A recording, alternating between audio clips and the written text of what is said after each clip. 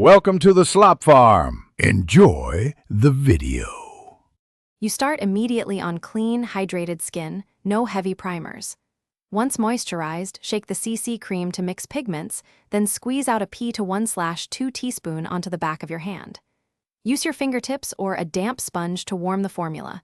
This helps it spread evenly.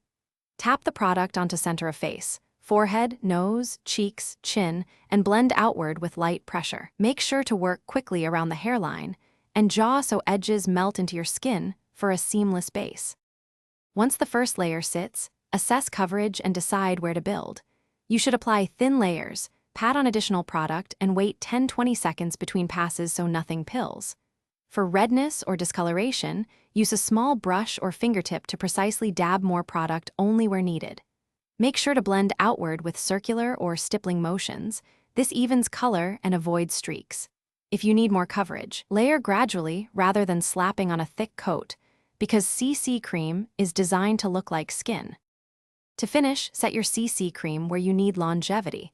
Lightly dust translucent powder on the T-zone or mist a setting spray for dewy skin. If you want more coverage, apply concealer after the CC cream rather than before, targeting only problem spots. If you see patchiness, don't rub harder. Gently remove excess with a damp sponge, re-moisturize the area, and reapply a thin layer, blending well. One troubleshooting tip: if product pills, wait until fully absorbed, then use a brush to lightly buff edges for a seamless look. Thanks for watching. Consider subscribing if we helped you today.